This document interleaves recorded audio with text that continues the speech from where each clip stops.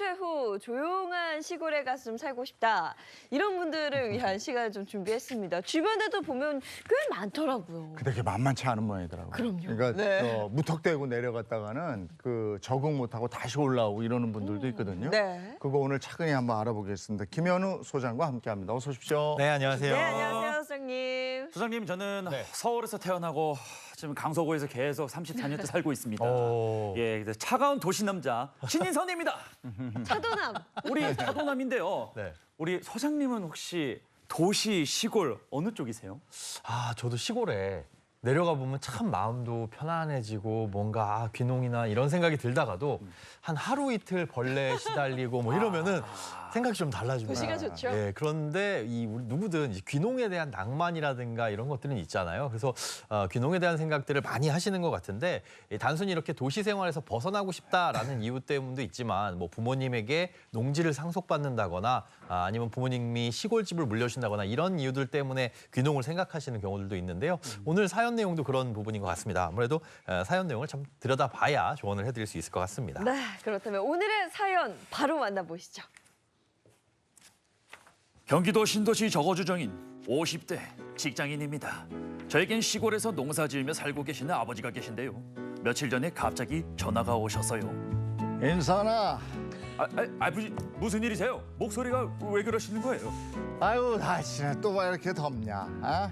나도 이제 늙었는지 아유 힘들다. 아유, 그런 말 하지 마세요. 삶도 나보다 잘 타시는 양반이 말이야. 아 이제 농사일도 힘들고 나도 그냥 경로당이나 다니면서 예쁜 할머니나 좀 만나고 이렇게 살아야겠어. 아버지, 아직도 여전하시네. 아유, 주책이셔요. 아이 뭐야 임마. 아유, 아버지 근데 제 나이가 얼마인데 아직도 이놈 저놈 하십니까? 아유, 근데 우리 아버지 목소리 짱짱하신데? 예, 아직 안 늙으셨어요. 제가 이 큰일 좀 끝나면은 금방 내려갈게요. 그냥 있잖아. 잠깐 들리지 말고 짐을 싸서 내려와. 어? 내 심심해. 고향 떠난 지 언젠데 어떻게 내려갑니까? 이 서울이 제 집인데요. 아 이놈아 나 죽고 나면 농사는 누가 져? 땅 이거 다 물려줄 테니까 내려올 준비해. 땅. 아버지가 70이 넘으시더니 기력이 쇠하셔서 자꾸 이런 얘기를 하시네요. 사실 저도 퇴직 후 고향에서 살고 싶은 마음은 있었는데 어릴 적 떠나온 시골이라 어디서부터 어디까지 준비해야 할지 잘 모르겠습니다. 근데 두 분 연기력이 뮤지컬 분인 줄 알았어요. 제가 너무 몰입했는데 아니 근데 땅 주신다고 하면 가야죠. 이게 가야 되는 거 아닙니까? 땅인데. 대본 보면서 네. 99% 솔깃했습니다. 네.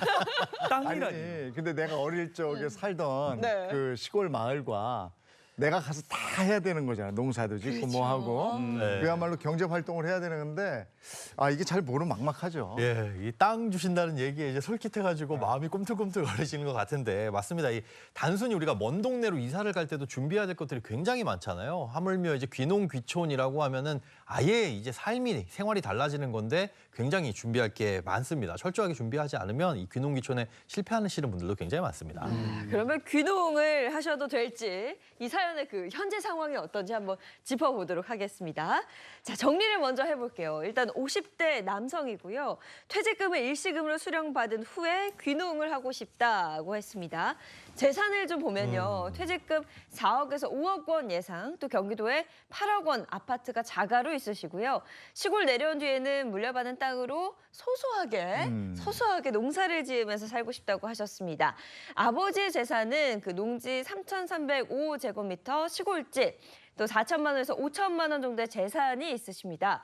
또 농사 외적으로 소득이 발생할 수 있는 부분들이 있는지 그것도 좀 문의를 해주셨어요. 시골집이 있네. 와, 요 정도면 충분히 여유롭게 사실 수 있지 않나요? 시골은 수도권보다 일단 집값은 싸고 그 집을 팔지 안 팔지 모르겠지만 팔면 8억, 퇴직금 4, 5억 정도면 뭐 기가 막힌데요. 근데 요즘 시골집도 제법 비싸죠. 맞아요. 그래서 이것도 따져봐야 돼. 어딘지 모르겠지만 만만치 않을걸요. 네, 맞습니다. 뭐 요즘에 시골에서 농사 지을 사람 없다, 시골에서 사람이 막 떠난다 그렇게 생각하면 시골 땅이 오를 이유는 전혀 없을 것 같이 보이는데 이 산 좋고 물 좋고 그리고 접근성이 좋은 곳의 땅들은 굉장히 많이 오르고 있습니다.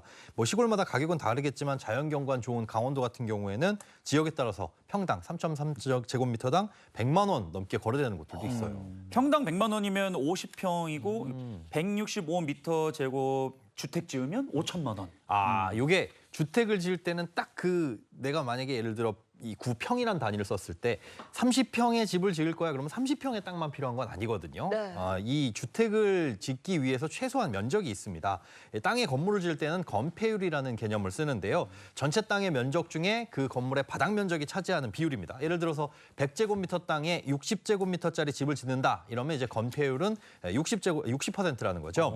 그런데 이 용도 지역에 따라서 정해져 있는 이 건폐율 규제가 다릅니다. 도시 지역은 50에서 70%인 반면에 그 외 관리 지역은 20에서 40%입니다. 그러니까 같은 땅이라고 해도 이 집을 좀 작게 지을 수밖에 없다는 거죠. 건폐율 20%인 곳에 40평짜리 집을 지으려면 최소한 땅이 200평짜리는 필요하다라는 거고요. 200평을 이제 제곱미터로 환산하면 661제곱미터인데 이 토지 비용만 하더라도 한 2억 원 넘게 들어가게 되고 거기에 집 짓고 이것저것 하게 되면 뭐 3억 원도 금방입니다. 그러니까 그런 경우에는 이제 뭐 땅값과 주택 건설 자금 이런 거 등등 포함해서 한 5억 원은 훌쩍 넘어갈 수 있다는 거죠. 근데 이분의 경우 지금 퇴직금을 4억에서 5억 원 정도 예상을 하셨거든요. 그러면 그게 집에 그냥 다 들어가는 거예요. 근데 이게 집에 다 들어갈 게 없는 게 시골에 아버지 집이 있잖아요. 네. 요거만 좀 어떻게 하면 될 것 같고. 네. 그러니까 주택 가격하고 땅값은 아낄 수 있는 거잖아요. 네, 뭐 리모델링이 필요하지 않다면 그대로 쓸 수가 네. 있을 텐데요. 빼놓을 수 없는 문제가 바로 상속과 증여, 이 세금에 대한 부분입니다. 만약에 아버지가 살아생전에 지금처럼 내려와라, 땅 물려줄게 라고 하시는데 그 땅을 살아생전에 물려준다라고 한다면 증여가 돼서 증여세를 내셔야 하는데요. 아버지의 집이 뭐 시골집이니까 싸서 1억 5천만 원이다라고 한다면 성인 자녀의 경우 5천만 원까지는 세금을 내지 않고 이 초과분에 대해서 1억 원에 대해서만 세금을 내게 됩니다. 그러니까 증여세에 대한 과표를 따져보시면 1억 원 이하일 경우에는 증여세가 10%잖아요. 그러니까 1억 원의 10%인 1,000만 원을 증여세로 내야 합니다. 그러면 증여가 아닌 아예 그냥 상속을 해주는 경우는 어떻습니까? 네, 돌아가셨을 때 물려주는 걸 이제 상속이라고 하는데 이런 경우에 공제가 더 커요. 그런데 5억 원이나 5억 원까지는 세금을 물리지 않아도 되기 때문에 이 상속세는 없다고 볼 수 있습니다. 농사를 짓고 계신다고 했는데 네. 땅에 대한 세금은 어떻게 되는 거죠? 증여든 상속이든 어쨌든 뭐 농사를 짓고 있는 농지든 세금은 발생을 하게 되는데 그 땅의 가치가 그럼 얼마냐? 아까 집은 1억 5천이라고 했는데 이 땅은 그럼 가격이 얼마냐가 중요한데요.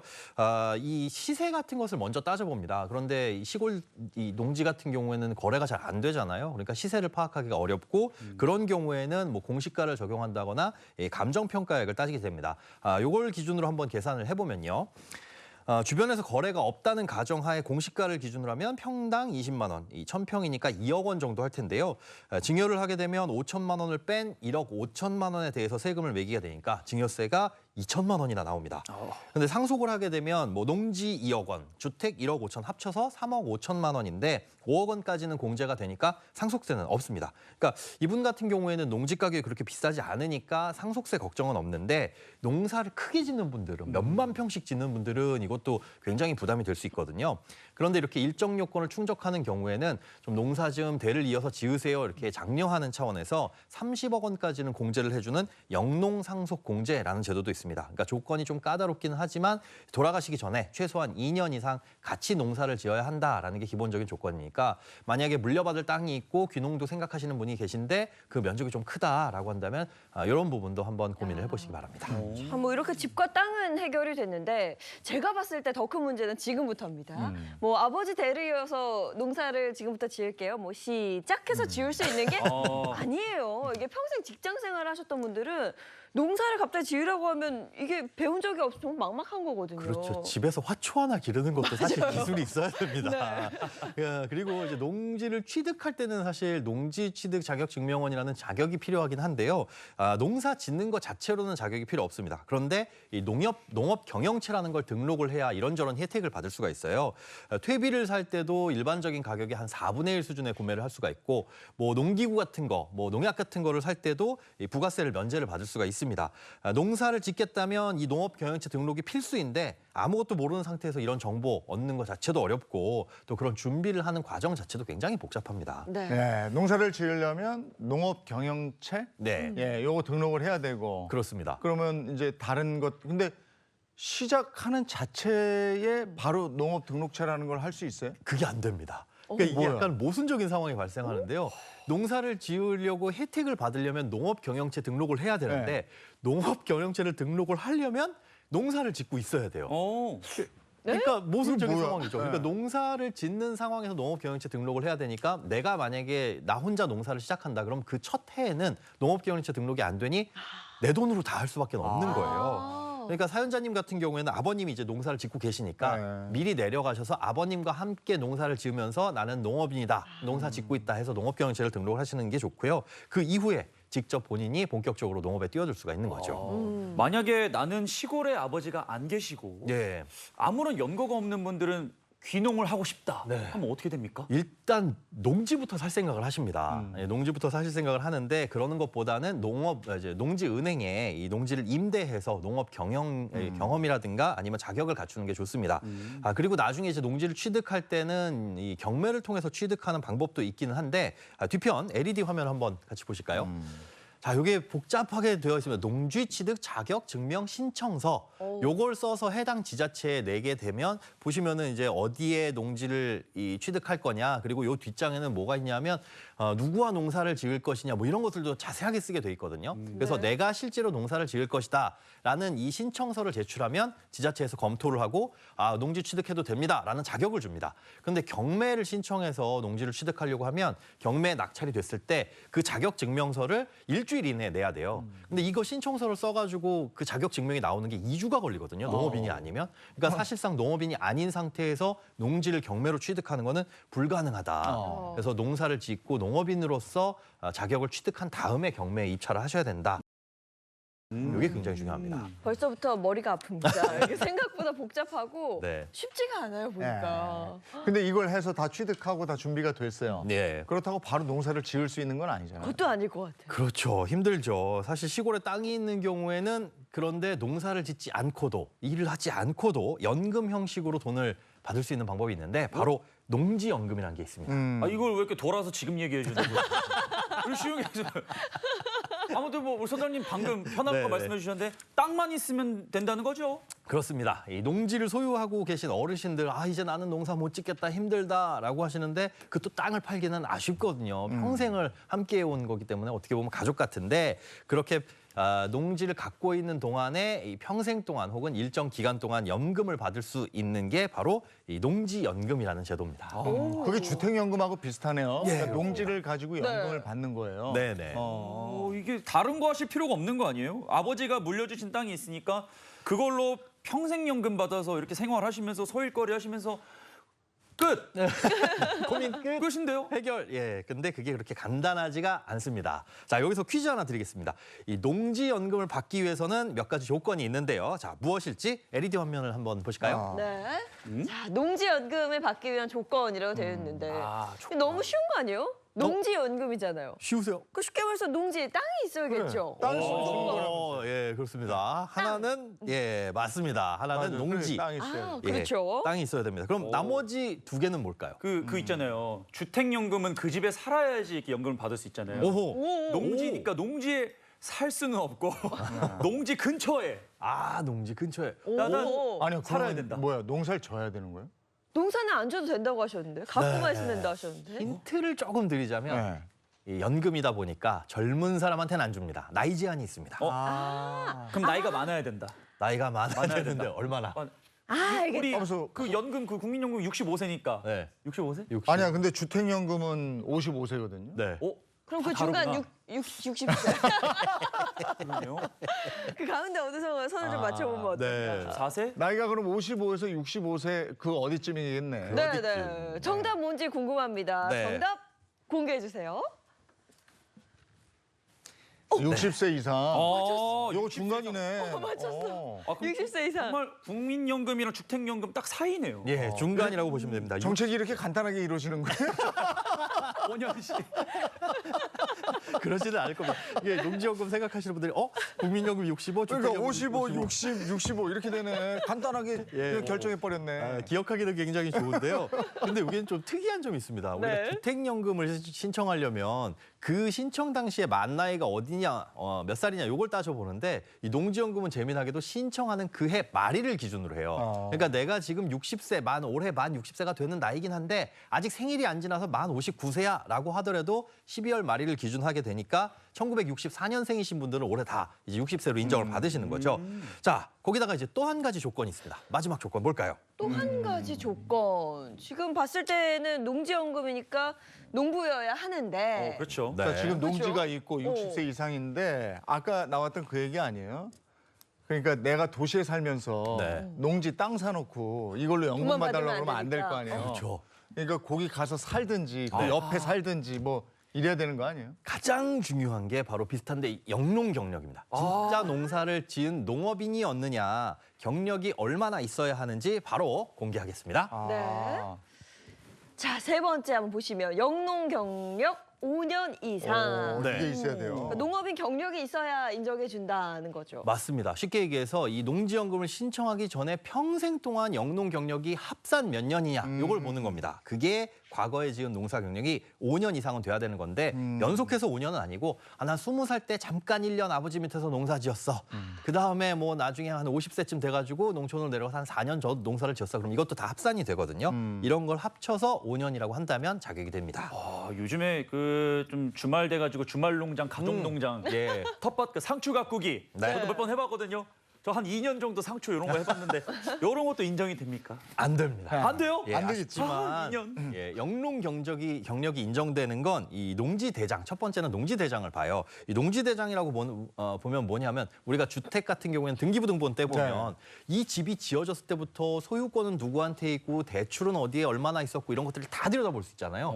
농지대장이라는 것도 마치 이 농지의 등기부등본 같은 겁니다. 이 농지가 언제부터 있었고 여기에 누가 어떤 농사를 지었느냐가 자세하게 기록되어 있거든요. 거기에 제 이름 김현우가 몇 년 동안 올라와 있는지 이런 것들을 이제 합산해 볼 수 있는 방법이 있는 거죠. 그다음에 이제 다른 방법으로는 이제 단위 농협에 조합원으로 가입돼 있었다 이런 이력이라든가 아니면 논농사 짓는 분들은 이제 직불금이라고 해가지고 정부에서 지원해주는 이 자금들이 있죠. 이런 직불금 받은 이력이나 이런 것들을 농업인 경력으로 인정을 받을 수 있습니다. 그래서 이런 이력들을 다 채워서 합산 5년이 된다라고 한다면 농업인 이 5년 경력을 인정받아서 농지연금을 신청할 수 있는 거죠. 그럼 진작에 이런 경력이 없으면 내가 돈 내고 농지를 내 이름으로 사도 연금을 바로 받을 수는 없는 거네. 네. 맞습니다. 예, 당장에 받을 수도 없고요. 그다음에 연금의 신청일 기준으로 해당 농지연금을 신청하는 농지가 2년 이상 보유를 하고 있어야 돼요. 그러니까 60세가 됐다고 해가지고 나 과거에 농업 이 이력도 있어. 그럼 바로 농지 취득해서 이거 신청해야지. 이건 안 된다는 거죠. 그래서 2년 동안 보유도 하고 있어야 되고요. 그 농지로부터 내가 살고 있는 곳의 직선 거리가 30km 이내여야 됩니다. 제가 서울 살고 있는데 저 농사 짓습니다. 제 땅이 저기 전남 뭐 한평에 있어요. 이런 경우에는 아니지. 예, 아침은 뭐 내가 농사를 지러 갈 수가 없는 네. 거잖아요. 네. 누가 봐도 이런 건 안 되니까 이렇게 멀리 떨어진 30km 이상 떨어진 농지는 안 된다는 겁니다. 그러니까 실제 거주하지 않으면서 주소지만 농지 근처로 이전해 놓고 이런 건 안 된다. 네, 그렇습니다. 보니까 생각보다 사전 작업이 좀 많이 좀 필요하네요. 예. 아유, 근데 이게 또 다 준비가 됐어요. 네. 다 모든 걸 다 이뤄냈습니다. 가장 중요한 거 얼마를 받을 수 있을까요? 이거 중요해요. 네, 중요하실 텐데요. 이 방송 보시고 계신 분들 중에 부모님이 시골에 계시다, 그런데 농사를 짓고 계시다라고 한다면 이거 한번 참고해 보시기 바랍니다. 이 농지 같은 경우에 우리 주택연금은 시세를 따지잖아요. 근데 농지는 시세를 따지기 어려우니까 공시 가격의 100%를 기준합니다. 근데 공시 가격은 보통 시세보다 굉장히 낮게 설정이 되어 있죠. 그럴 때 억울할 수 있으니까 감정가액의 90%, 공시가의 100% 혹은 감정가의 90% 둘 중에 유리한 걸 선택하도록 되어 있거든요. 근데 보통 보면 감정가액이 공시가액보다 거의 2배 가까이 나오는 경우들이 많아서 일단 돈이 들더라도 감정평가를 받으시는 게 유리합니다. 그리고 이제 농지연금을 받는 방법은 이 종신형, 그러니까 평생 받는 방법이 있고 그다음에 기간을 두고 5년, 10년, 15년 이런 식으로 기간형으로 연금을 받을 수 있는 방법이 있습니다. 그런 것에 따라서 이제 가입 연령과 뭐 유형에 따라서 농지연금의 금액이 다른데요. 한번 표를 보시면요. 예를 들어서 65세 때 농지연금을 신청한다 그러면 농지 가격 1억 원당 평생 38만 원 정도가 나옵니다. 그러니까 사연자님 같은 경우에는 농지 가격이 아까 공시지가 2억 원이었잖아요. 그러니까 감정평가 안 받고 공시지가로만 한다 그래도 77만 원을 연금으로 쭉 받을 수가 있는 거죠.